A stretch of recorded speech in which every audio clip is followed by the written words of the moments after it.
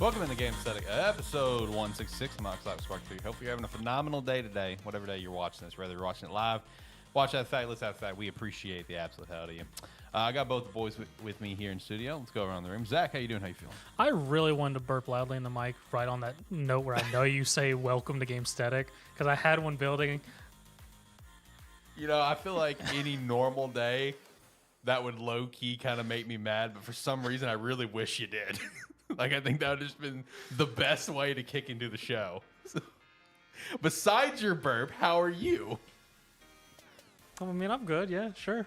Here for it? Yeah. All right. Well, John, what about you? How are you? You know, I am here for it, but I mean, I'm looking at the list. I'm like, I'm gonna check out like half this show. Okay, come on. You got to just kind of bullshit along. Have a great time. It's fine. Okay, John, what about you? How are you? What the fuck is happening over there? I don't know. He was so normal before we started. I'm moody. I heard the music and then like a mood hit. I was like, I'm done.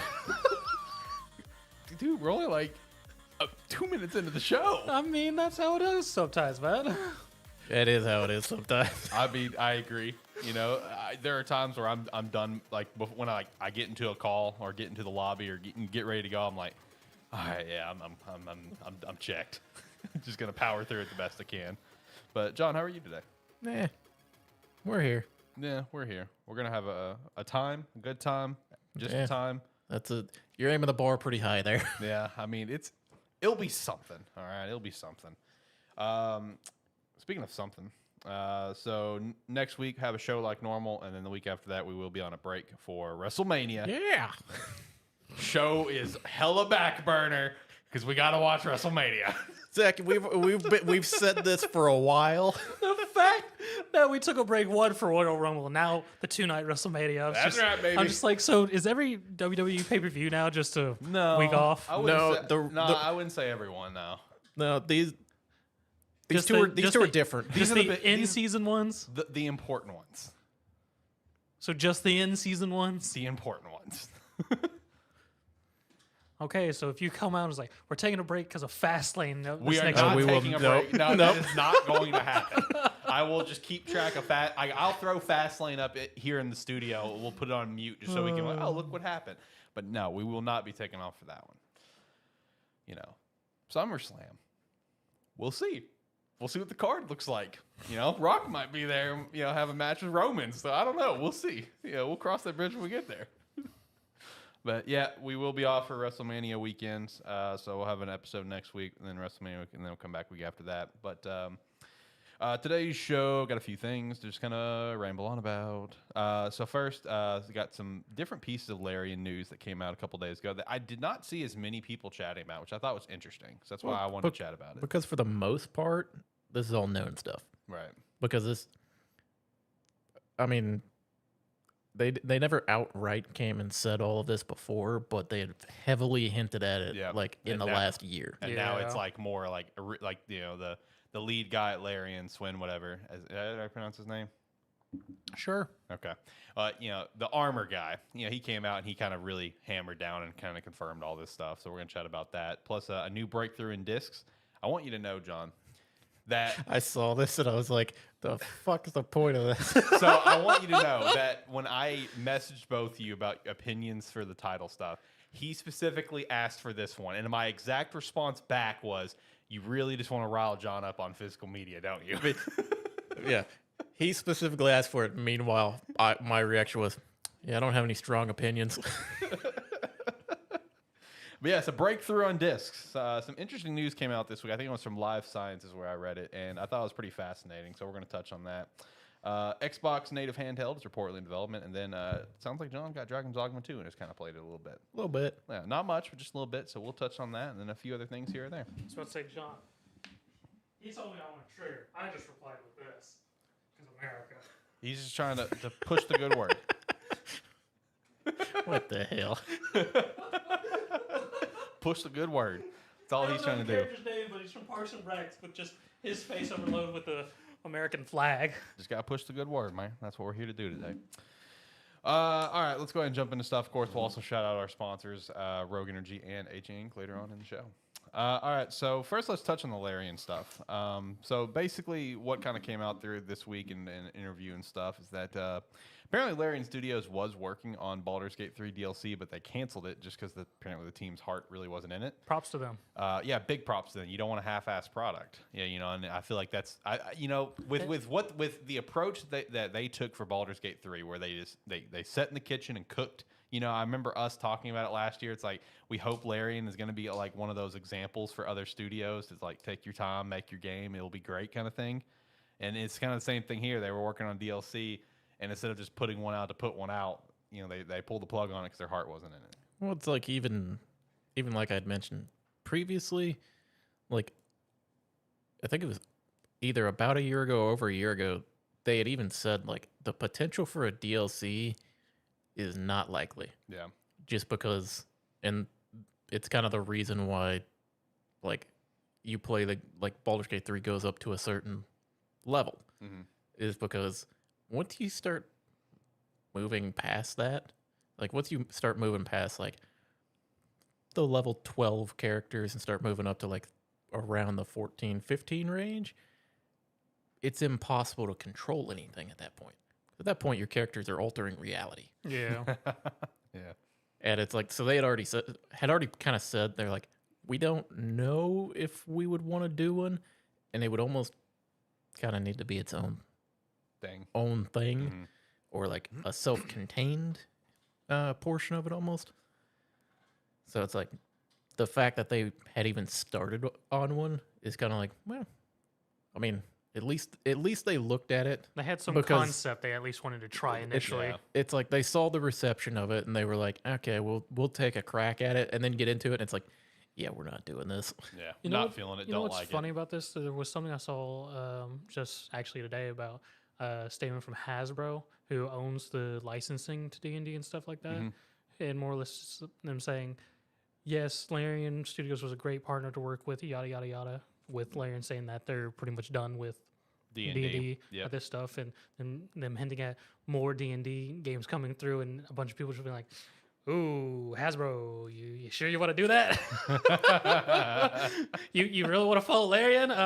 Good luck." Yeah, I mean, that was also just kind of part of like the more confirmation of the news, is that they want to move away from D&D. They just want to kind of go in a different direction. So, they said that Baldur's Gate 4 is not happening, at least by them. Yep. They also said that Divinity 3, it won't be their next project, but a sequel is on the horizon. So I was kind of curious on John's thoughts on that one, because I feel like we had a conversation at one point where we thought Divinity 3 would be their next game, but we weren't sure. Well, no, we've known for years, even before they started working on Baldur's Gate, that Divinity 3 was going to happen. Right. It's just, it was kind of that thing where they got, Baldur's Gate 3 got pitched to them, and from their aspect, they're like, well, yeah, why would we not? It's like, why would we not take Baldur's Gate and do whatever we can with it? And then now, I mean, at this point, would I like to have another Divinity game? Of course. It's like, that world is fantastic, and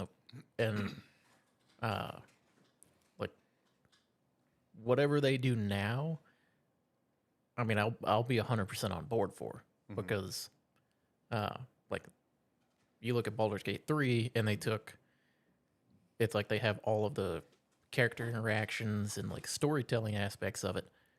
Like, those are all fantastic. If you combine that aspect of it with the combat from Divinity Original Sin 2, that's going to be one hell of a game. Because the combat of Divinity, way more fun, or way more intricate, I should say, than D&D. Just because of the way they have that game built, especially with, like, I guess you could call it hazardous terrains that they've built, or in that they utilize in those games. So the fact that we're probably about a decade out from, like, Divinity 3, a little disappointing. But yeah, at this point, whatever they touch, I'm ready for. Right. Yeah, because it will be interesting to see what their next project is. They also teased another RPG that's very, very far out, where I just thought it was an interesting little tidbit they wanted to throw in there, just kind of get the, kind of stir in the pot a little bit, where they talked about RPG they have built the foundation for 10 plus years, but it's just like the tech that we've had is not ready for it, and they're hoping that the PS6 generation will bring them closer to it. Keyword: bring them closer. That's still not a guarantee. It's even going to be that generation, but they've just said a very big RPG that will dwarf them all.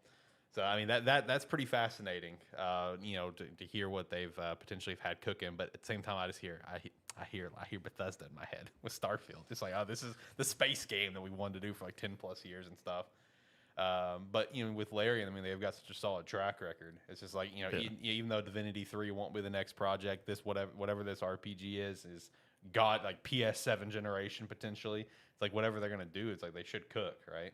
Yeah, and the one thing I would say, like you being like, it makes you think of Bethesda and Starfield and that.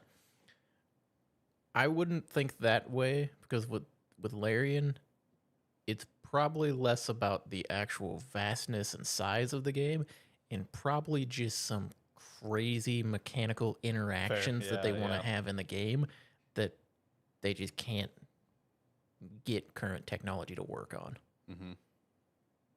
So that's kind of where my mind goes with it. Maybe they'll have something like that and make it a big, massive, crazy big game. Mm-hmm. Either way, I'm down for it. Yeah. I've also seen some conversation about this news where it's just like, they've obviously had a great track record with like Divinity 2 and stuff like that. Then they got Baldur's Gate 3, and Baldur's Gate 3 exploded and is now their like most popular, like mainstream, well-known game. And now they're immediately turning around and going away from D&D.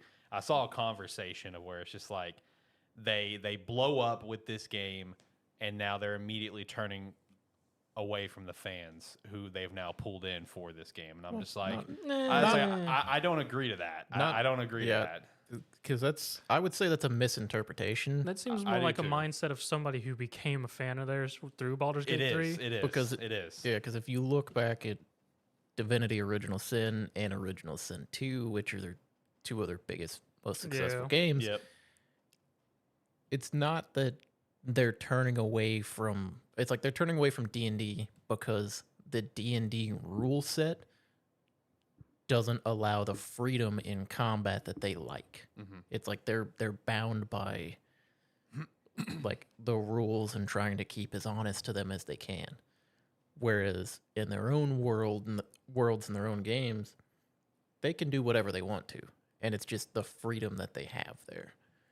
And it's like the people that became fans of them from Baldur's Gate.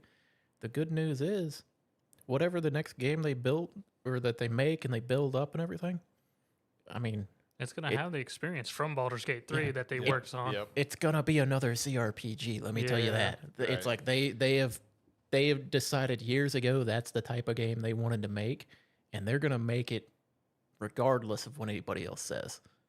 Because it's like when Baldur's Gate, when they got handed it, it's like they had the option to go like the real time with pause or like the turn based that they're used to, and they were like, we've already built the system and everything for this. This is what we like to build. Mm-hmm. We're doing it this way.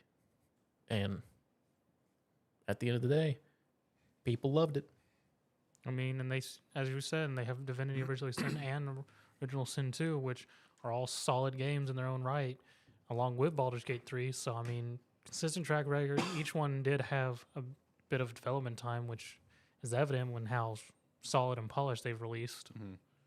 So, I mean, really, in all honesty, it's not that Larian's turning away from their fans. It's just Larian's just like, all right, we do our thing with D&D.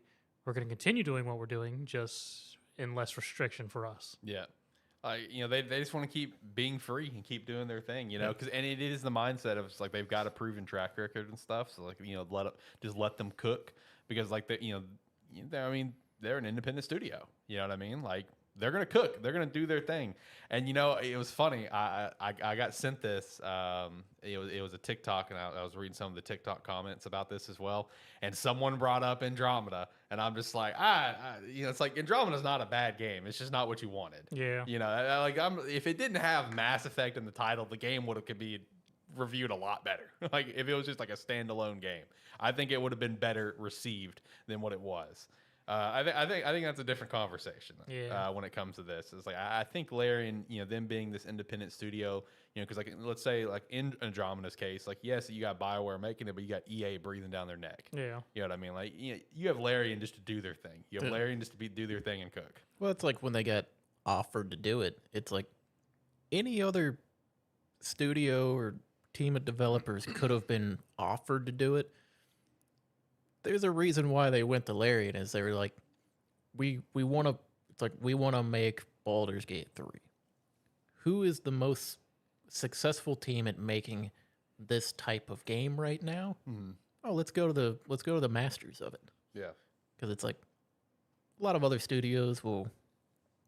It's like they'll kind of make the same games, but they'll still jump around and make different experiences than that.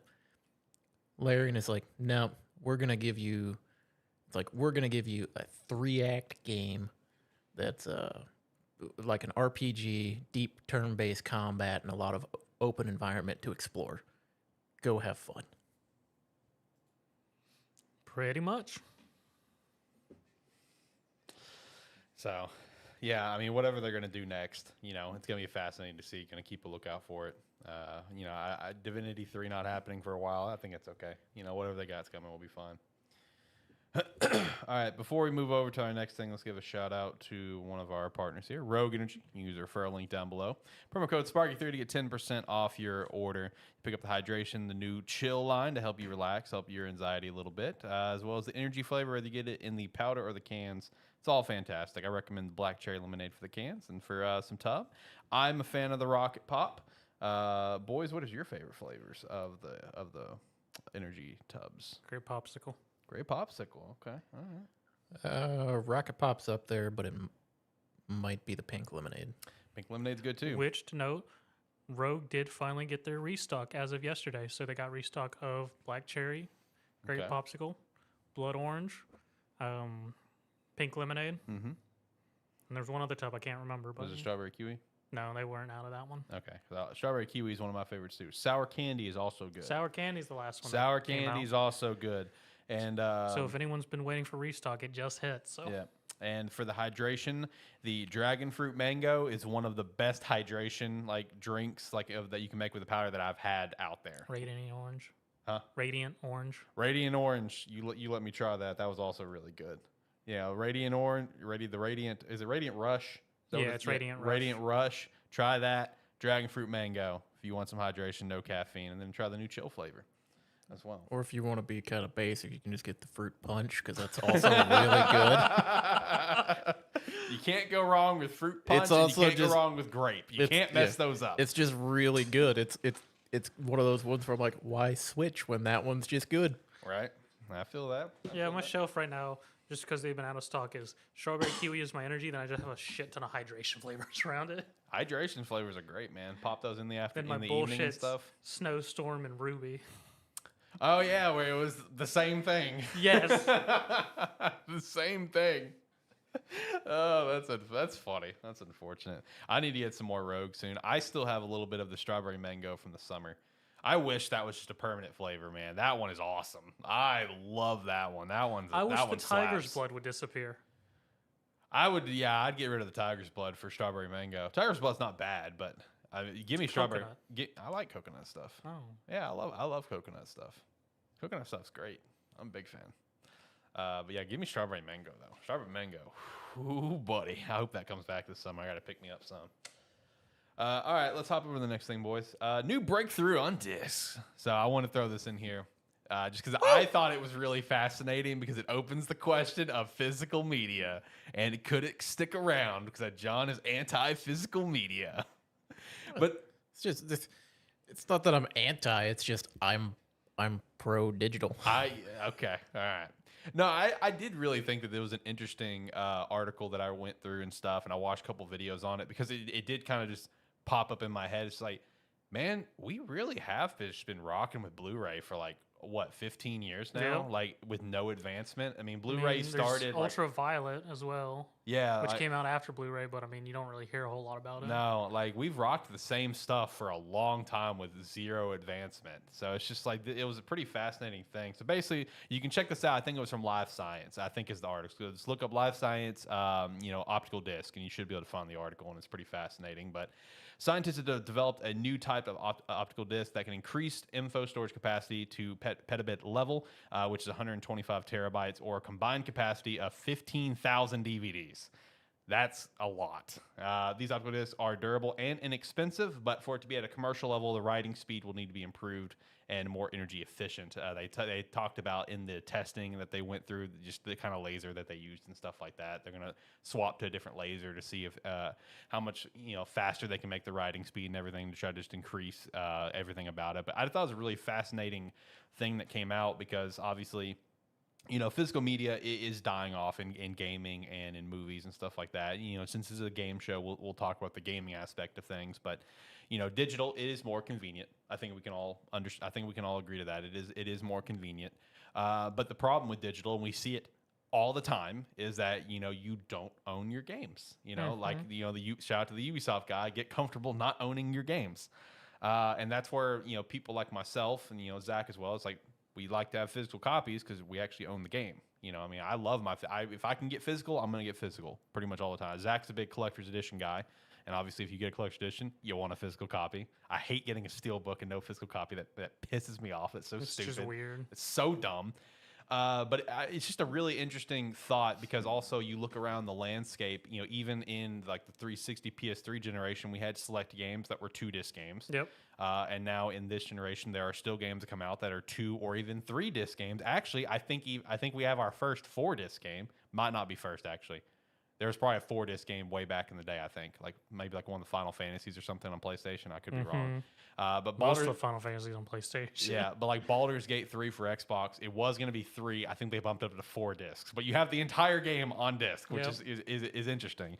Like Avatar is a 2-disc game. Red Dead on the PS4 was a 2-disc game. Like that's still a thing that still goes on like today. It's just, like I said, as recently with Baldur's Gate and Avatar, both being multi-disc games. So it's just, apparently, this is, fun information for me to learn throughout this whole process that Blu-ray can only hold like 25 gigabytes or something like that. It's just like, damn, that's nothing. No, it's not. That's nothing. So it's like you get one of these optical discs, like this becomes the future.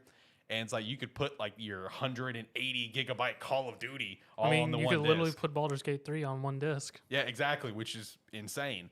Do I think this is going to save physical media for gaming? No, I don't, because I think just the digital age. What are you playing over there, John? I'm not playing anything. I'm watching a video. What are you watching over there, John? I'm watching the gameplay showcase. Okay, for Dragon Ball Sparking Zero. Shout out to that one too. We'll chat about that here in a bit. But do I think this is going to save like physical, games? Unfortunately, no. I think the writing's on the wall that it's coming to a close, especially for the next generation. But I think it gives that percentage chance that it might not die. But it gives it a lifeline for all those collectors now. Exactly. In the future, when we have collector's edition, there's still a small chance, bitty small chance, that we'll get a disc. Yes, and that is the biggest one of them all. And I also just had the thought process too. When I was driving earlier, it's just like, if we're gonna do, physical copies of games, like, I don't know if they're, maybe it's like just like a run speed, write speed, or whatever. But it's like I don't know why we just don't go to like a more of a cartridge level, because those hold a shit ton of data. I'm not saying like the size of like a Switch cartridge, but like those hold a shit ton of data. You can get cartridges with extreme amount of space for very inexpensive. Yeah, people don't want the bulky cartridges though. Yeah, I know. But I was just like, that's an option to go. It's just like, you have cartridges that hold a shit ton of data that could hold your Call of Duty. That could hold your Baldur's Gate potentially. So I don't know. That was just a thought that I had. But keeping it as disc, that'd be sweet. Like I said, do I think this new breakthrough is going to save physical media? No, probably not. This is probably just going to be used as like a very high end, like maybe business level for storage disc. A lot of that's all it's going to be used for. But would it be cool to see it come to gaming? Because obviously, when it comes to movies and stuff, it would be beneficial for certain types of movies, like I feel like you could get like the full experience of like, let's say, Oppenheimer, like on one of these discs, and it'd be like what it would be almost like in a theater for you with everything that goes into that film. And that, I mean, God bless, that film's reel was like miles long. It was insane how long that film's reel was that they had to move into the theaters. But I feel like it'd be very beneficial for gaming as we continue to see games increase in size nonstop. I don't even know what is. I'm gonna have to look this up later. What is the biggest game size of all time? I'm very curious because we're seeing stuff hit like 200 plus. Well, you can't necessarily look that up because there's meme shit out there. That's true. For that, I know, but I'm gonna try to find the answer. I mean, average like of what you're looking at these days is like downloading like 120. Yeah. Like 120 for a lot of games is kind of standard these days. Which is crazy. For like a lot of these big like AAA type games you download. It's like its required space is like 130 gigs or something. And then meanwhile I'll download a random indie game on Steam that has a 500. No, it's like a 500 meg download that I'll play for 10 times as long. Right.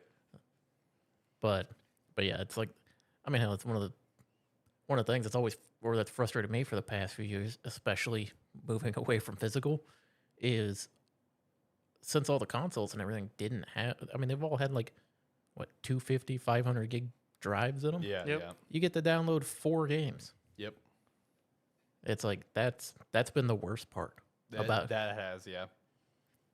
Because they just stopped caring about how big the games actually were. Because think about it, if you're a console player and you want to and like say Warzone is something you play like with your buddies or something every now and then, you probably get to have Warzone and one other game on there. True. That's not Because I'm pretty sure that game's like 200 gigs. Yeah. Yeah, it probably is with all its updates. So you get Warzone and then Fortnite, and you're good. Yeah, basically, because like I think with the like the base PS5 that I've got, I think its storage was only like 600 something gigabytes. Like I think that's all it was. Honestly, It would have had to have been more. No, 'cause it can't be because like I think I have the like a very similar edition that you have, and mine's at least a tear. Yeah, I was like about to say, terabyte. the Series X was a terabyte. I think they upgraded it though. Well, I have the Horizon. Yeah, I think that's an upgraded one. Like here, let me look. Was the base one that's shitty? Because I mean, yeah, Series. because that was one of the things. No, because I think it it was a terabyte because I think the digital editions were 500 gig, which is also stupid. It would have to be because the Series X that I got's one of the base ones, and then it has a terabyte. It might be. It might have been a terabyte. Yeah, because Okay, so the internal storage of the original PS5 was 825 gigabyte SSD, so it only gave 667 gigabytes available. Wow. Okay. Fucking stupid. That's the one that I have. So because that's fucking stupid. Okay. So that's fascinating. Then maybe my S doesn't have as much memory as I think it does. Standard was 825. Yeah. Oh, the Series S. Yeah. Yeah, it's like 500 actual space. So like here's like okay. here's a Reddit post about it where it's just like I see just the quick little comment, without clicking on it. It's like the default space is enough for like 5 to 7 PS5 games. That's it. So you're gonna be uninstalling stuff a lot, which is what I had to deal with before I got my SSD. So I had the external drive from the PS4. It doesn't run games that well, I found out. But I just use that for storage. So I have to transfer my games back and forth between that external drive and the base console just to play them. So I have to go through there. I'm like, okay, like which of these games am I feeling like playing? Which of these games I'm like, all right, let's move that over to the side. Because it may take a few minutes like to transfer it over, but that few minutes is still a hell of a lot faster than trying to install the entire game from scratch. So yeah, it's a pain, man. It's a pain. Because I run into that problem on my Series S. Yeah. Where I'm like when WWE 2K24 came out, I'm like looking at my games list. I'm like, okay, which of these do I not see myself playing right now? That's me with my Xbox right now. Which I'm probably going to take most of it off there because my Series S has historically mostly been used for either WWE, MLB The Show when it comes to Game Pass, Yeah. and then whatever Game Pass games I'm playing. Right. So, but yeah, I'm gonna have to go through and move some stuff around on it. Yeah. You gonna play the show that just came out, 24? Did it just come out? I thought it was next week. You can currently download it on Game Pass. I must have got my date wrong there. No. I had all my dates wrong on when the games were coming out. Right. Let's see. MLB The Show 24. Let's look. Says I can pick it up tomorrow. Says that it's out 15th. So, probably on Game Pass then. Probably on Game Pass. I'll download it and play it. Yeah, it was out like a week early for the special edition. So Yeah, it says get it now on Game Pass. So, yeah, I guess you can go home and play some MLB The Show, John. Shout out to that. Yeah. Just So, like, it's always something I keep downloaded yeah, because spend some time on. it's what like I'll get into it for like a good week or two when it comes out, and then it's just one of those where like once a month or something every now and then you're like, I just want to sit down and play. So Yeah, I feel that. I got some games. I feel like that's like probably kind of like Madden for you in a sense. Not if anymore. the Madden's not shit. you know, If the Madden's not shit, yes, but I have not actively played Madden since like Madden 19, so that'd be 2018. I'm debating my sports game for the year. I College can't- football, baby. Nope. Come on, it's the comeback. Top Spin 25. Oh my God, you and Top Spin. Yeah, it's coming out next month. I've never played a Top Spin game. Neither have But it's I. also the first time I've seen a tennis game suggested in years. And it's also Oh, that's tennis. Yeah. yeah, it's coming in at $70. EA's just like screw it, let's do it. Or is that 2K? Is that 2K? Yep, 2K Top Spin 25. Okay. Yeah, I won't be joining you on that one. I'm more likely to join him in college football. Yeah, come on, man. Let's do let's have a college football dynasty, boys. It'll be great. What? Yeah, college football dynasty. It'll be great. Do I get to spear somebody? No, well, I mean, maybe, yeah, on the field, yeah, sure. Not with an actual. It's spear, kind though, of but like a tackle. spear, Yeah, and you get and you can, but anybody can do it, and it can happen every play. Yeah, exactly. So, but yeah, sure. We'll have fun.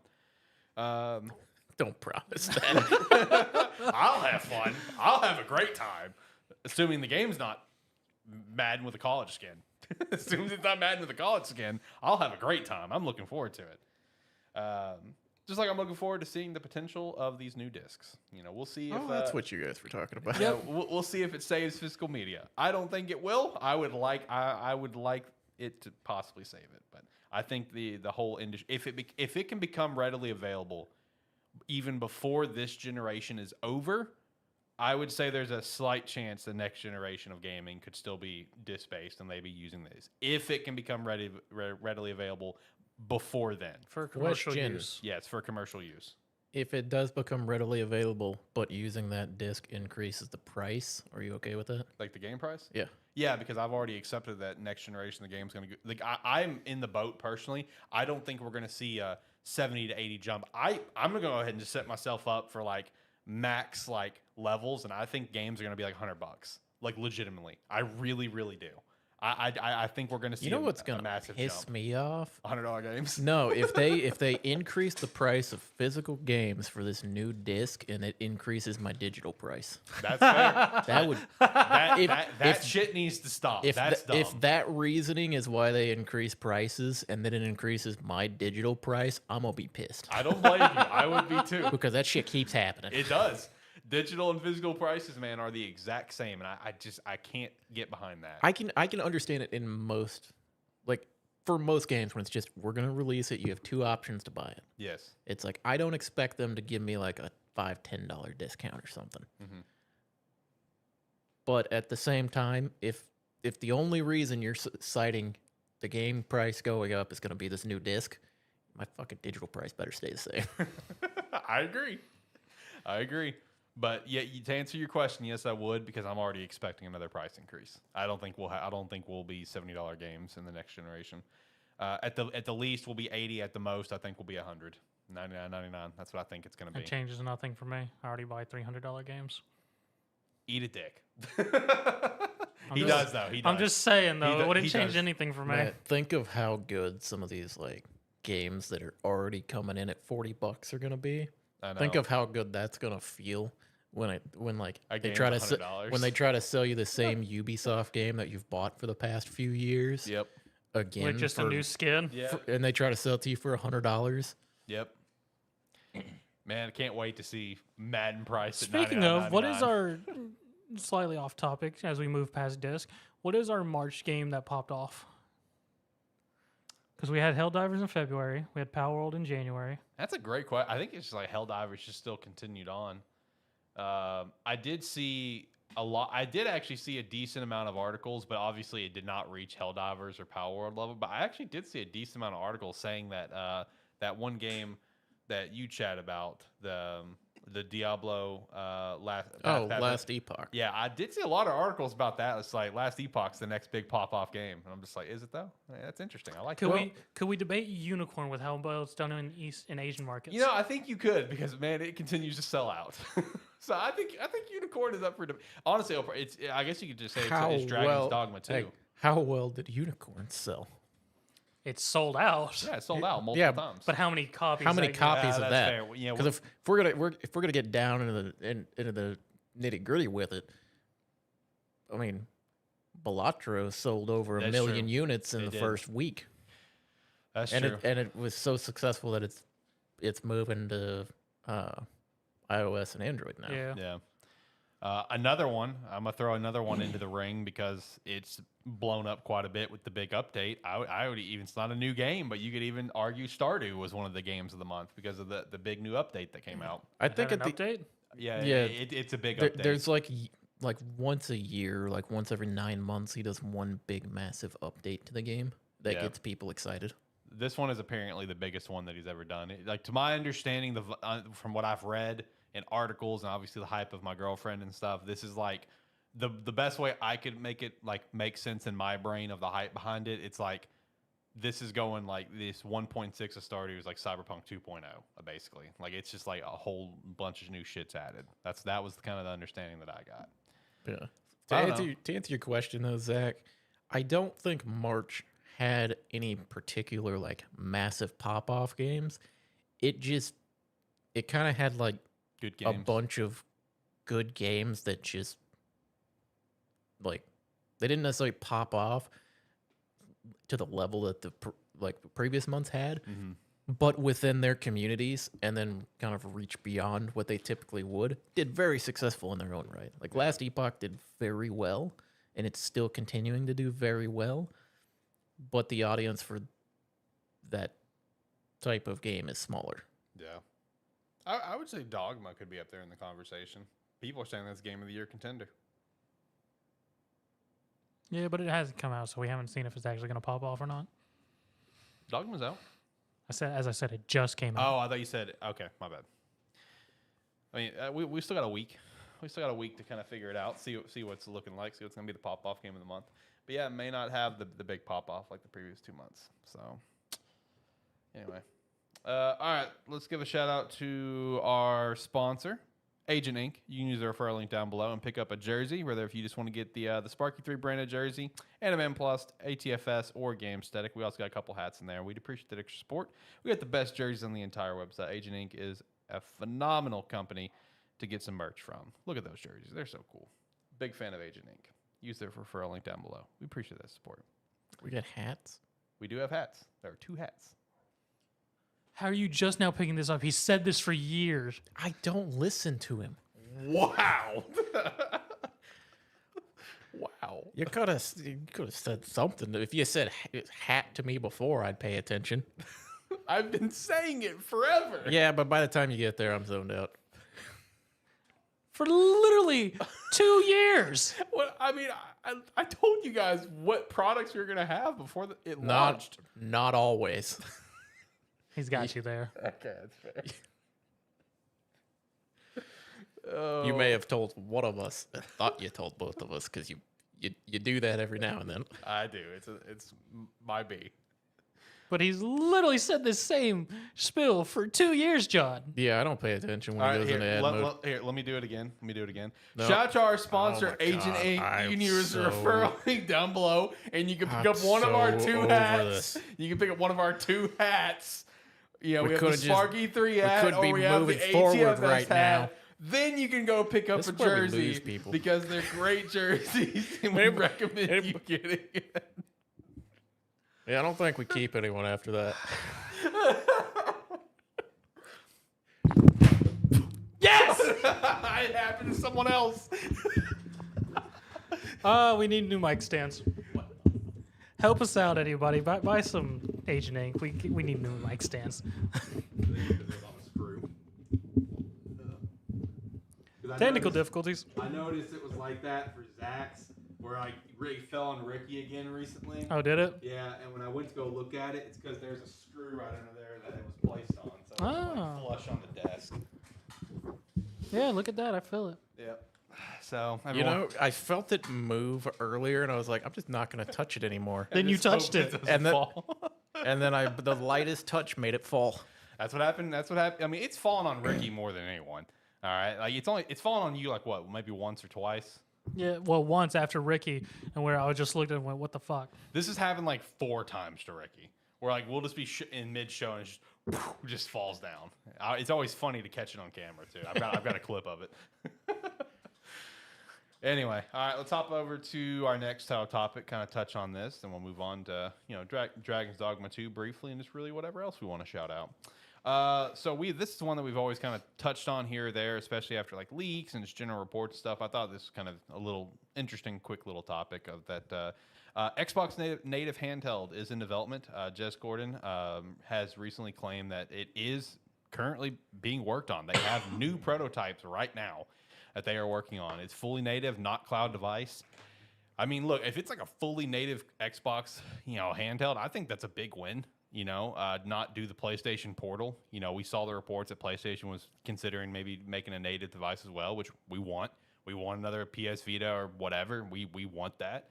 And honestly, I feel like if Xbox did it, I feel like it'd be a big win. I know you can play Game Pass on like the Asus ROG and stuff like that, but you just get a Xbox handheld that's fully compatible for your Xbox games, your portable little Game Pass device, basically, plus whatever other of your digital library and stuff. Like just the power output that I could see them going for. I think that's gonna be one of the big selling points as well over like some of the other devices like a Steam Deck and stuff like that. We've got the layout of what we want. We want all we need. All Sony, Microsoft, make an updated Vita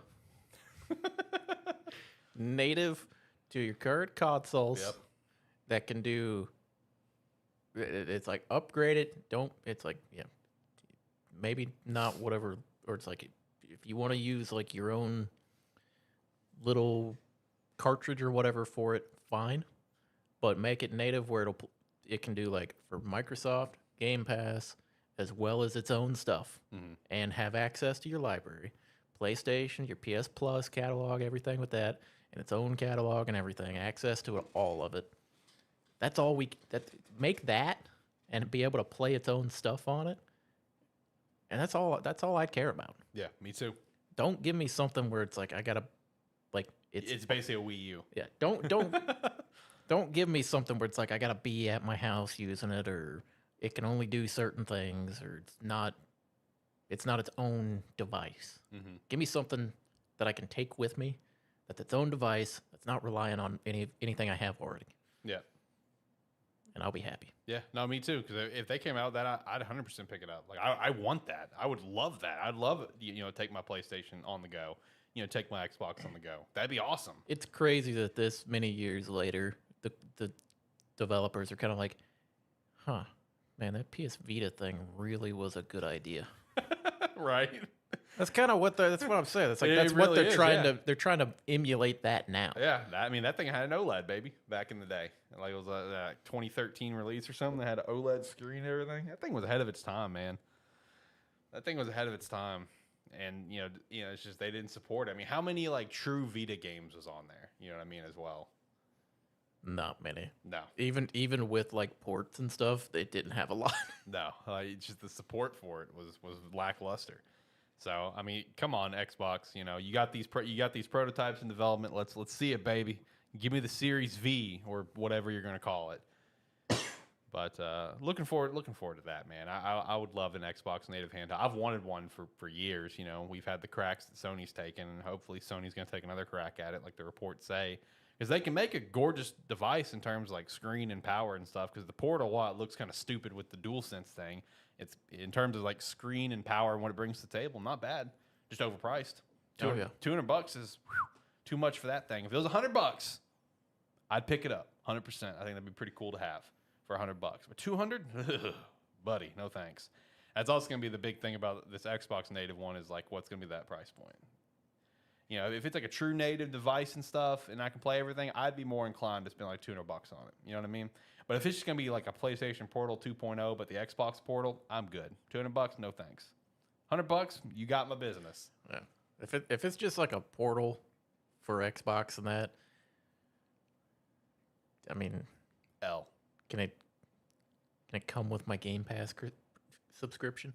Yeah, it would. No, I mean, can I get that device with it? Because otherwise, I don't give a shit. Yeah, that's fair. It just automatically comes with a Game Pass subscription. You don't have to pay for it. Yeah. It's like if I buy this, you just pay for my Game Pass. Yeah. for as long as it takes to recoup that cost. Right. No, I agree. So I don't know. Hopefully, we can see something more out of this. I think once we hit summer, we're gonna start to see some action on like some new hardware because we have like this PS5 Pro apparently coming out like this fall. Xbox may have like some mid-gen refresh in the works that's like that cylinder-looking console that's a Series X but more powerful, but no physical addition to it or whatever. So I think we're going to see some movement this summer. So who knows? Maybe we could see some sort of handheld this summer too. I don't know. We'll see. All right, before we get to the weekly wrap-up, which has stuff like got some review scores for the new games that all came out, got Marvel 1943 Rise of Hydra, Dragon Ball Sparking Zero, GTA 6 could be potentially delayed, and even more.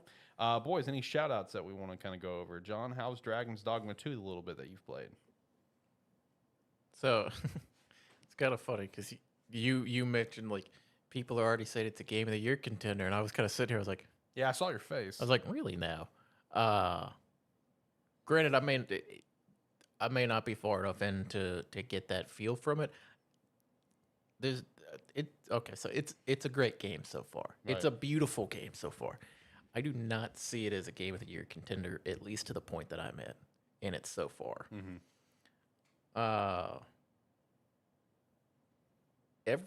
It's one of those, like, it's kind of one of those games where I had this moment last night when I was playing it, where I was like, I was probably like 3 hours in, and I was like, I don't know if I'm having fun, but it's relaxing. Okay. The reason I say that is, man, the traveling around, everything takes time in this game. I remember that in Dragon's Dogma 1 as well. Mm-hmm. Because like even for fast traveling, at any given point in time in Dragon's Dogma 2, you can only have 10 fast travel locations set. Mm-hmm. And that can be between towns, and there's some way where you can have set your own custom marker and fast travel to it. But at any given time, there's only 10 fast travel points that you can have access to in the game. And everywhere else, you're just kind of walking. You'll leave town, and the other thing is, like I said, everything takes time, and also nothing I've encountered so far has been a challenge. I don't know if that's just the early portion of the game, or if you kind of hit some challenging points eventually, but so far everything's been a cakewalk. But yeah, I mean, Dragon's Dogma it opens up through like a story cutscene, and then it's like after the cutscene you kind of make your character, and then you kind of just go about, or you kind of go from there. Like you get found by some people, taken back to a town, find out you're the Arisen, and then they try to get you back to the capital, and then or they tell you need to go to the capital, and then when you get there, you meet a guy, or you meet like the guard captain or whatever, and he starts kind of telling you, yeah, you're the true Arisen, but there's kind of like some shady stuff going around here, and they're probably going to try to get rid of you. So you kind of got to prove yourself and kind of ingratiate yourself and do some grunt work to make people believe that you're there. You. Believe that you're there to do good, and you actually have a claim to the title. Yeah. So that's kind of what I'm doing right now. Kind of going around doing quests. Fun fact: when you first like one of the first quests you get, the game warns you about just accepting a bunch of quests at the same time because it very clearly tells you some of these quests are time sensitive, and if you don't go and do it, you may show up and the people you were supposed to save are just dead. Oof. Because it's like time passes in the game. Like as time passes when you're out running around doing stuff. When it turns nighttime, you have a little lantern on your belt. You got to turn that thing on because you can't see more than the tiny little circle around your feet. And you got to turn the lantern on and go. But so far, like I said, everything feels slow because it's like you're walking everywhere. You can kind of jog, but you don't got a lot of stamina. And so it's like you jog for a minute, stop, jog for a minute, stop. There's a cool aspect to it though, because since you're the Arisen, you have access to the pawn network where you create your own. It's basically like you create your companion, and then you can hire additional companions as well. Yep. And if you connect your game to the network, you can hire like Other people's pawns and like when you resummon your pawn, you can like attach a quest and a reward to it. So if somebody picks your pawn, they'll have a quest associated with it, and then they can go complete it, and it's just something additional for people to do. But you can have 3 or 2 other hired pawns besides your like main companion one to travel around with you. The ones that you hire don't level up, so it's like when you get them, they are their level until you dismiss them. Doesn't seem to matter though, because it's like I had the same pawns from like level 2 to like level 14, and they were doing just fine.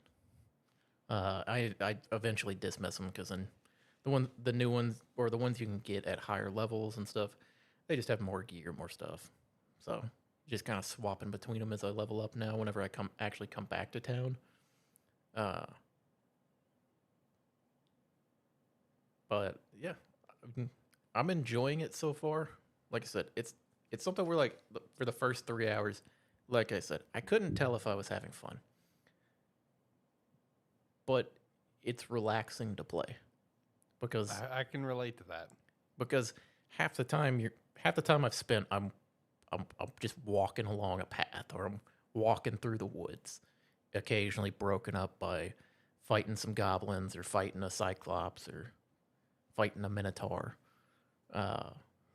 Which, like I said, the only thing so far is I don't know if there's a difficulty somewhere. Because you open it up and you kind of just start the game. So I don't know if the difficulty just comes in eventually. As you keep playing through it, it just starts throwing harder and harder stuff at you. But so far, everything's been pretty easy. When you create your character, you get to pick between 4, they call them vocations, which are just the classes. Yep. There's, I think it's fighter, mage, ranger, and thief. And as you play and level up, it's like your character levels up, and then your vocation levels up, and when your vocation levels up, you can go back to town and you can get more skills or upgraded skills and stuff like that. And then as you play, you can unlock additional vocations that you can then swap between it, like if you want to. And the game seems to be pretty, like there doesn't seem to be a downside between swapping between vocations because they level up pretty quick. Well, that's nice. Because like at level 17 or something, I think because I started as ranger, swapped to mage, and at like level 17 or something, my mage vocation was like 5 out of like I think it's 9 or 10. So I was already like half or more than halfway to having it leveled up all the way. to where I would have access to more skills. So it's kind of like you can kind of swap between it as you go. You kind of get starter gear. Like when you start the game, you have a starter set of gear for each different class if you want to play them. So you can kind of mix and match, see which one you enjoy playing. Kind of playing mage so far. It's been, I don't tip. I like the idea of mages in games. I don't play a lot of mages. Tend to either just play just straight up warriors or rangers. I'm usually a warrior. So I was like, let's try something a little different this time. Since I am actually summoning pawns and like hiring pawns and stuff, mage is a bit of a rough choice unless I'm actually fighting like a cyclops or troll or something where it has more health. Because they kind of just mow everything down. And in the time it takes me to charge up my spell. Mm-hmm. But yeah, I would say right now, because Dragon's Dogma 2 was a game I was looking forward to playing. It wasn't like I was super excited for it. It was just when you looked at the game trailers for the year, it was like, yeah, that one looks sick. I'm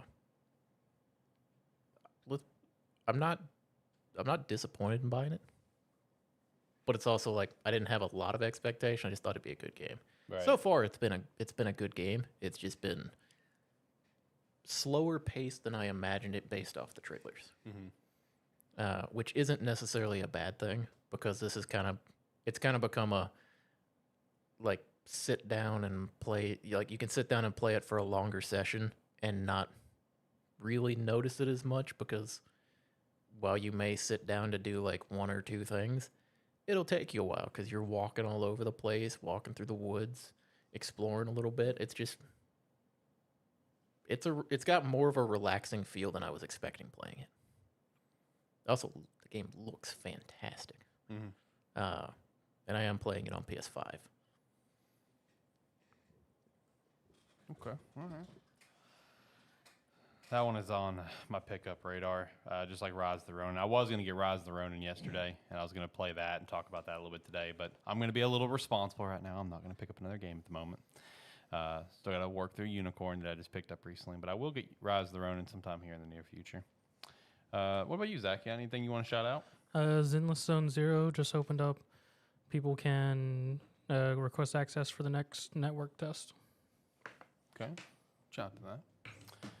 I completed Persona 3 Reload about 3 hours ago. Hey. Yep. How you feel about that last fight? God, that was long. Yes. Oh my God. Like, I was going through it. I'm sitting Without there. spoilers. Yeah, I was sitting there going through it. I'm just like, man, are we going to go through every single one of these things? Yep. Like, Jesus Christ. Like, come on. And it's just like, can you at least have a different line of dialogue? Nope. During each part? Like, nope. God. Yeah, lackluster in that regard. I mean, the ending itself was, That's the reason we got the answer. Okay, that's good to know. That's good to know.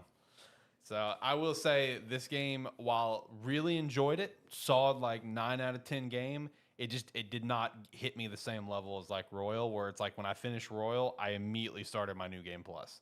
I got my New Game Plus here. There are still some social links I did not finish, and I would like to finish some of them, but I was like, put that one in the rearview mirror for right now. I'll pick that one back up when the answer comes out. It's like, I will put that one in the back. I do have a pretty firm tier list I was going to send you of the social links. Oh, okay. I thought you would enjoy like how I tiered some of them. But, you know, on just my opinion on all the characters. The character I cannot stand is the Gourmet King. Moon? Cannot stand that kid. Yeah, he sucks. Cannot stand that kid. That kid sucks. His isn't great. No, the Tower was interesting. I enjoy the monk. The monk I Yeah, like. Tower was interesting. My favorites for sure was Sun. Sun was Sun hurts so dude. much. Sun's brutal. Sun's a good one. Sun's especially so good. especially with the epilogue with his. Yeah, Fucking what? dude, brutal. I was crying 3 hours ago because of that epilogue. Sun was good. Really enjoyed Temperance. That was BB, right? Was he? What was he? Yes, Okay. it was Temperance. Enjoyed his. Enjoyed Hermit. Enjoyed the epilogue for Hermit. Hermit's is funny. Hermit's epilogue was fantastic. Enjoyed that. Mitsuru's great. Yukari's great. Akihiko's great, even though he's not an actual social link. You know, he doesn't have a card, but enjoy him a lot. Star, really liked Star too. Star's good. Yeah, the rival, and liked him. The kid was Hangman. huh? Yeah, Hangman? yeah. Hangman kid wasn't bad. Did you finish Fortune? Fortune. Who is Fortune? Preppy girl. Preppy girl. Did you miss Fortune? No, because I got the achievement that I got all the social links. Who's the preppy girl? Maybe I'm misremembering her. Is there a Fortune in this game? Yeah. Bro, I'm drawing a blank. Because I thought like Judgment or Justice was the. That's Treasure. Yeah, that's the treasure. So Fortune. I don't think there is a Fortune. There is, though. Who is it? I can't remember. I just know there is a Fortune because. God, who is it? It's gonna drive me insane now. She's sort of a bratty girl. Fuck. Who is it? I got nothing, man. I don't know if there is a Fortune. Did they take her out? I don't know if there's a Fortune. Because like the only girls characters like social links I can think of is obviously, you know, the main three. Strength. Un momento, Persona time. Yeah, Strength. Judgment or Justice, whichever one she is, the treasurer. The little girl. Hangman. And that's the only female, you know, and then I guess Hermit, yeah. That's the only female social links that I can think of. Unless they changed it, because I know there's a Fortune, because there's a very entertaining interaction. I'm drawing such a blank. Oh, no. I just remember her. I'm thinking of 4. Oh, okay. You're thinking Persona 4. I'm thinking of 4's Fortune. Because, man, I was racking my brain, man. I don't know who was Fortune in this game.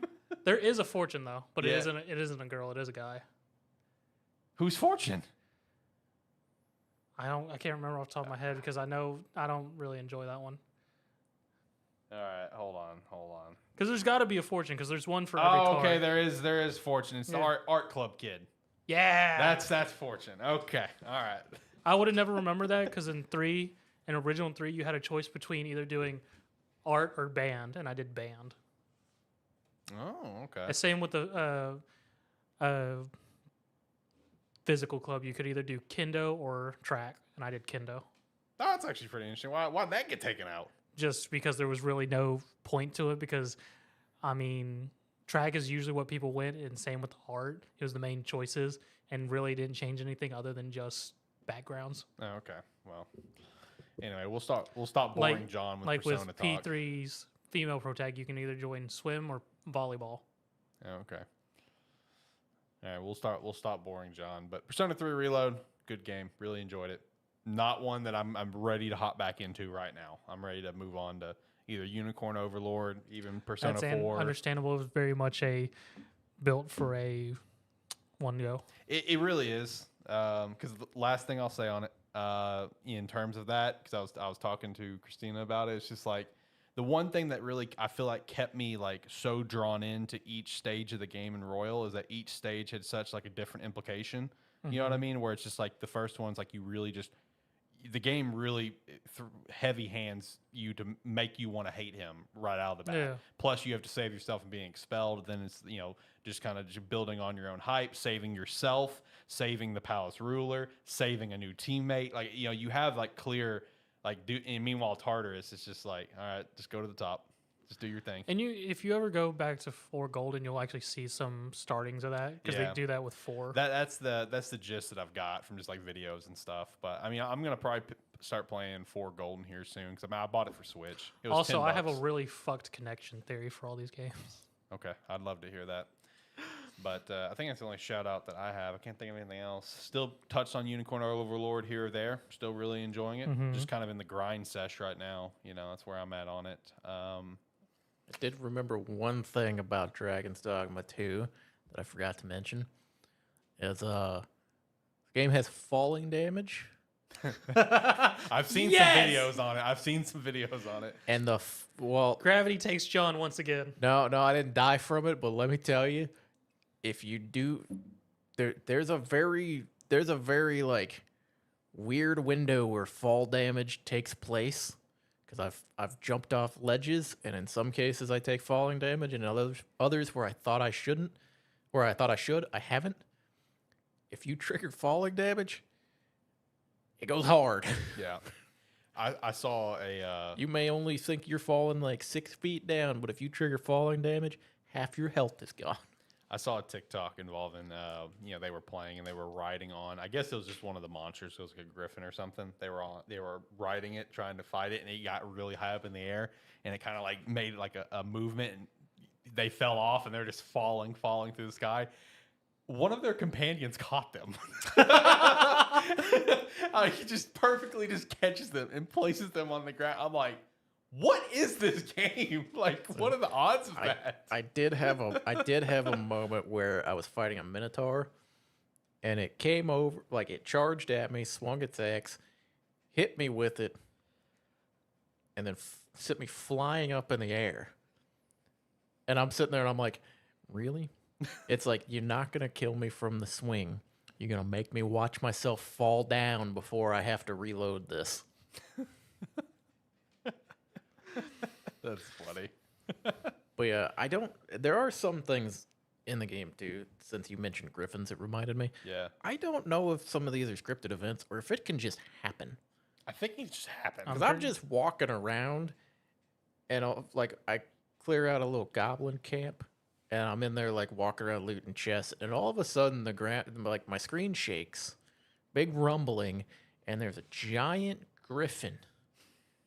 When I say giant, I mean it's massive, standing outside the gate just waiting on me to walk out. That one might be scripted, but I feel like some of it can just happen. But the thing is, like, as you're walking around, you just see their shadows, yeah, like on the ground as they fly over. that's great. And I that's, mean, in Dragon's Dogma, I knew at one point griffins would start showing up, and yeah, they would just land and do whatever. yeah, Okay. because it landed, like I fought it for about 45 seconds, and then it was like, I'm gone. Okay, so I feel like it just happens. I feel like that's Because it landed, it knocked out. This is when I went back and actually started using higher level pawns, because I was still using my low level ones. It landed, came over, knocked them all out, and I'm like, and then flew off, and I'm like, okay, well, now I just gotta run over and pick them up, like revive them all. Give them that pat of life. Fun fact, I did notice this: if you have multiple pawns in your party, if one of them gets knocked down to where they need to be revived, and like, because I have 2 frontline ones and then an archer right now, my main pawn, which is my companion, it's funny because I didn't give him a name, so his name is main pawn. Okay. He got knocked down. The other pawn that I hired just picked him up, carried him over to me, laid him down, and then charged back into battle. There you go, boss. Yeah, It's like they won't revive him, but they'll carry him over to me. just like they'll catch you. But yeah, it's another couple little things. Like, and like I said, where I was like, I don't know if I was having fun with it. It's gotten more fun as I've played. But yeah, I just wanted to mention those couple things because I thought of them after the fact. Oh, and for anyone interested, the official Season 1 trailer for Kill the Justice League featuring Joker came out. That poor game. I saw Season 1 was officially launching. I haven't looked at it at all. That poor game. I saw where it had like 300 people playing it right now. I was like, Jesus Christ. Still more than Payday 3? Oh, that's true. All right, you guys ready to hit the weekly wrap up? Yep. All right, bet. We got a lot of stuff in here today. All right, so first thing I've got up is I just wanted to shout out all the new game reviews and kind of their scores and stuff. Starting with Dragon's Dogma 2, came in at 90 on Metacritic for PC, 86 for console, and then just lots of perfect scores across the board. 10 out of 10s, 5 out of 5. That seems backwards. It seems backwards. Yeah, it was 90 on PC. I checked it earlier when I made the script. Rise of the Ronin came in at a 76 on Metacritic. Lots of high and just good scores. Like I said, it just seems like it's going to be just a good game. You know, the one common thing I've seen in actual like articles and like titles and stuff is like playing this game just makes me want to play another game. Like everyone like has been saying, it's like playing this just makes me want to play Ghost of Tsushima 2. Like that's just what I want to do playing this game. Or Assassin's Creed Red is the two that they've been saying. I was like, I just want to play one of these now. I was like, this is cool and all, but I just want to play one of those. And then there's some things I've seen. It's like, hey, there are some really cool things that you can do, some really cool movements, and where you're gliding through the air, you call your horse, and right as you're lining up with where your horse is running, you pop out of your glider and land on your horse. It's super badass. Seems like a fun game, but it's just not like it's not like the groundbreaking game that Ghost of Tsushima was, that Ninja Theory was hoping it'd be. Because Ninja Theory openly, or Team Ninja, Team Ninja and Ninja Theory, two different companies, I always mix them up. When they made this game, like, they openly said they took Ghost of Tsushima as their blueprint. Like that they want that they want that for this. But I am looking forward to playing it. Princess Peach Showtime. Metacritic came in at a 74, just lots of average and some good scores. Then we got the Alone in the Dark remake. Metacritic coming in at 62. Oof. Just lots of average or bad scores. Saw a lot of like 1 out of 5s and stuff like that. So that one came in a little rough. What did not come in rough, in my opinion, was the full reveal of that Captain America Black Panther game with its official title, Marvel 1943 Rise of Hydra. Got a full reveal for this. They had a nice story trailer on it. They went through some assets of the game, showing just like different areas and environments they've built, going step by step for it, kind of really showcasing the game and stuff. The trailer does feature gameplay, just looks like what you would expect for like a Marvel game, similar like the Spider-Man games and stuff. Looks really sick. I'm really excited. The one thing that just kills me is like the design they have for Captain America, because for me, I can only see John Walker, U.S. agent from Falcon Winter Soldier. Like it looks just like him. That's all I see for this Captain America. But the full reveal for it did look really cool. I mean, this is one of those games that, from a narrative standpoint, and even just overall, like just game build and everything, I have a lot of faith in, just because Amy Hennig has such a phenomenal track record, doing like all the Uncharted's and whatever else she's done. So it's just like, I've got a lot of faith in the game, at least from a narrative standpoint and stuff like that. But I'm personally really looking forward to this one. Just like I'm looking forward to the Sparking Zero showcase that John was watching earlier in the show. Game looks great. Game looks awesome. Very fast. Very, very fast pace. Gameplay looks very fluid.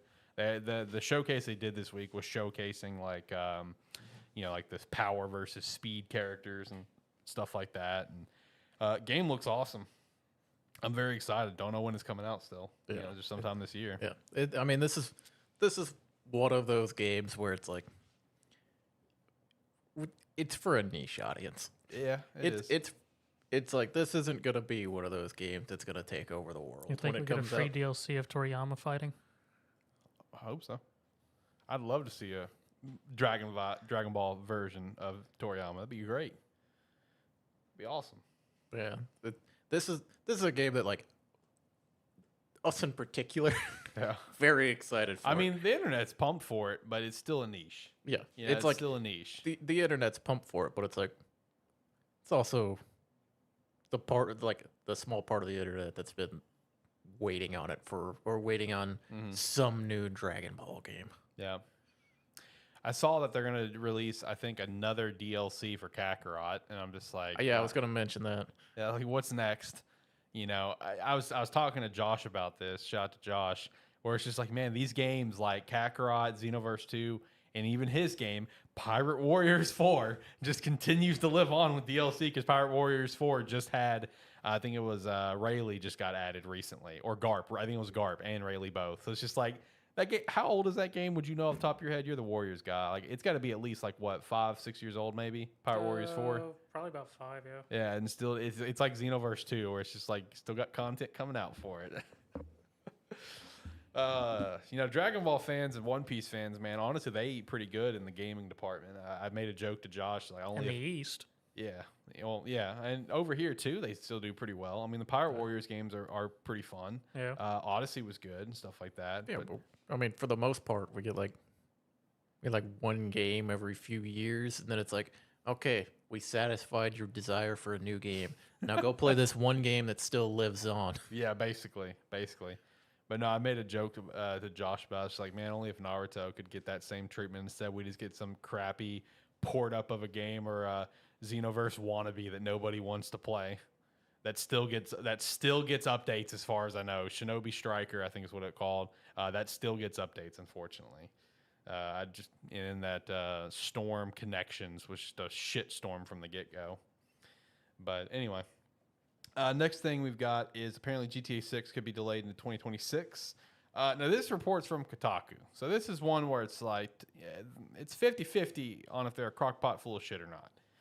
But apparently GTA 6 is currently slated for spring 2025, but fall 2025 is more likely, with a push to 2026 on the table. To my understanding, it's just apparently development work. We reported on this like I think 3 or 4 weeks ago that Rockstar wants everyone to come back into office 5 days a week because they don't want the game to get leaked and stuff. And I guess maybe there's some backlash on that, as I would expect there would be. Especially if you have remote devs that maybe have to relocate. I would not feel comfortable relocating in the current industry that the gaming industry is with how it is for devs. So apparently development time has just got a big hold up right now. So it being delayed in 2026 is a very valid possibility. Next up, Shin Megami Tensei 5 Vengeance will release a week earlier. It's now slated for June 14th. Shout out to that. There is a report that Assassin's Creed Jade is also delayed in 2025. Jade is just the mobile game coming out. So. Yes. I see Assassin's Creed in a color variation at this point, and I'm like, someone will explain it to me. It's like, I don't know what that means anymore. It's the one in China, and it's a mobile game. So that's what this one is. But Assassin's Creed China was a mobile game. It was. And now that you have Assassin's Creed Jade, it's going to be a mobile game too. In China again? Yes. You sure? I thought it was in Japan. No, that's red. Is that red? Okay. Yeah, that's red. Jade's in China again. Fuck off. I don't know why that one is the one that did it for me. Assassin's Creed is ridiculous. It's like, what happened to just naming things normally? I mean, they did. We had Mirage. Yeah. Yeah, that's fine. Why do we got to start putting colors on it? That's not good. Who cares? We also have the other code name of Hexy that's coming out that looks like the backwoods witch one. What? I wouldn't be surprised if internally, with all their code names, they've forgotten which one's which. Yeah, because they probably got a lot more in the works. I was like, what was that code name again? Oh, yeah. All right, next up is Pokemon's on the Hunt. I thought this was interesting that the Pokemon company has been striking down videos of content creators that basically features any form of Pokemon mod. This all coming off the heels of Power World's success. I saw where one content creator had a video from 7+ years ago where he turned the zombies and COD zombies into Pokemon, and that video got struck. And now he's got 2 more strikes before his channel gets deleted. So watch out for that, I guess. If there's one thing we've learned is emulator stuff, gray area, but they're kind of fine with it for the most part. Yeah, it depends on what's on it. But if you're actually modding Pokemon into a different game, they go come for you. They'll get you eventually. But you know what the thing is, I think it's Arc has like a Pokemon mod that's been thriving for a while. So I don't know, man. There's a lot of gray areas with them. I mean, if so, we'll probably hear about it soon. Yeah. All right, next up, Overwatch 2 is dead. So this is a report via Bloomberg that even though I feel like this was already all confirmed. So when I saw the report come out from Bloomberg, I'm just like, I thought this was all already a thing. The only new piece of information that I got out of this is the whopping 0% profit sharing bonus that all the devs got. That's the only big news I got out of this. Like apparently, it's confirmed the PvE is dead and canceled. They're not working on it at all, not even events.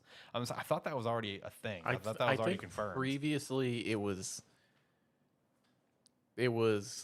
that they were going to, or that the PvE portion was dead. They were planning on doing events, so it might just be that they're canceled now. Well, yeah, now events are done, which is funny because this killed Overwatch, which people were fine with. The whole point of Overwatch 2 was the PvE stuff. Yeah, that's the only reason I was excited for Overwatch 2. At this point, just have Overwatch 3 come out, just right all the wrongs, Microsoft. That's all I ask for. Because, You know, it's like I was recently talking to someone about it, where it's like, what's like a game that you hate that you love, and I'm just like, for me, it'd be Overwatch, because it's like I love it because I love the world and the gameplay is fun. Not HOTS? HOTS is just a great game, period. Okay, but no, it's Overwatch, because I hate that I love it because of how toxic the community is, because it is a really toxic one in my opinion. But like I love the gameplay, I love the world. I wish the game would thrive. I really do. I love what they've created. But anyway, somehow there's also still optimism for the game's competitive future, even though Overwatch League is dead. So I don't know. Weird place right now that game is in. Guerrilla also sucks at picking dates for Horizon. So Horizon Forbidden West Complete Edition just launched on PC alongside Dragon Dogma 2 and Rise of the Ronin. A little history lesson on this. Zero Dawn launched with Breath of the Wild, and Forbidden West launched with Elden Ring. So I can't wait to see what the next Horizon game launches alongside of. It's going to be GTA at this point or something. GTA 6, if that ends up getting delayed. We have our new Horizon come out in 2026. It's going to launch right alongside each other, and no one's going to play the third Horizon for like a year. I have a feeling when it comes to them, like, because this is like PC releases, right? Yeah. Just the completed. The other two were the console releases. They launched with Elden Ring. Yeah, and Breath of the Wild. but this one in particular. Yeah, this one in particular is just it's just a joke people are making. Yeah, because like with this one, I mean, to be fair, the PC release of the complete edition of that, still a big deal for it to come on PC. Yeah, plenty with of the people, DLC and stuff. plenty of people have just been probably not touched it, waiting on a full edition to come out. Yep. But this is also one of those games where it's the same with, I think, Horizon Zero Dawn. It's not a game that anybody is like on Steam in particular is going to look at and go, "Yeah, I think I'm going to pick that up right now." They're going to wait for a sale to come on. It doesn't matter if it's because like Horizon Zero Dawn, like at most has ever gone on like a 50% discount on Steam. So it's like, it doesn't matter. Most people will just look for it on a discount, buy it, and then and go, "Oh yeah, I meant to play this," and then play it. Yeah, the game that is permanently in people's backlog. Yeah. But the fact that they have another edition out, it's like, okay, well now we can just have that out there, and it'll just passively, like 3-4 times a year during like sales, people will buy it. Yep. To play it eventually. Never buy it and play it immediately. It's always buy it and, okay, I have that now. I'll play it when I get to it. And last thing we got here is we got Fatal Fury City of Wolves announced for early 2025. So shout out to that. All right, boys. That was everything that I had. Do you guys have any final shout outs before I hit the music and we get out of here? How do you feel like the internet's going to react when we have Power's first raid boss? Did you ever see that video, John? What it is? No, I didn't actually look into it. It's a big goth Gardevoir. Oh, I saw like the picture of it, but I didn't actually watch anything or look anything up on it. I saw it and I felt a comment that just went, "Oh no." Big goth mommy dominates players. That's basically what it's gonna be. I failed to bring it up last week, but I just thought about it. I was just like, the big goth Gardevoir, if we're getting to Power World. All I think was like, I was just like, okay, here you go, Power World. Here you go, Internet. Have fun with this. Yeah, have fun with that one, man. You guys got anything else? Feeling good about it? I think I read this correctly. Across the Obelisk Okay. had an update Yes. that I believe it said cross-play with Nintendo Switch available now. Correct. That is a thing that happened this week. That is such a weird idea. You can now have a 4-man group and across the Obelisk where each person's on a different console. PC, Xbox, PlayStation, and Switch. It's a great idea because that's a fantastic game. I mean, it's a very fun But- game. If only the DLC were worth a damn. The deal. I would love to buy the DLC to continue playing that game, but I'm not paying for it full price. And on sale, it does not go on sale for a steep enough price. They're not worth it. As much as the base game is. The base game itself, and with all of the DLC updates that they have added base game content. Yes. which is nice, but the DLC itself is still overpriced. Yes.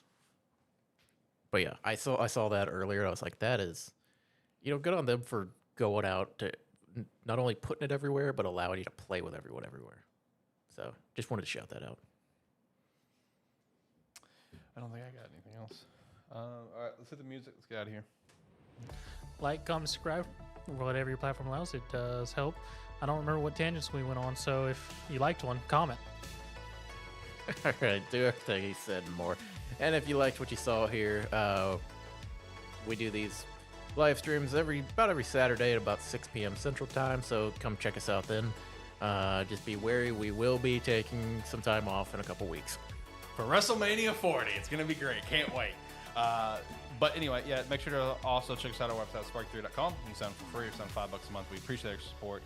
And check out our sponsors, Rogue Energy. You can use the referral link down below, promo code spark3 to get 10% off your order, as well as Ancient Ink. Use the referral link down below and pick up a hat or a jersey. And we'd appreciate that support as well. Join the Discord, be a friend, tell a friend. Until next time, guys, have a good one. Bye.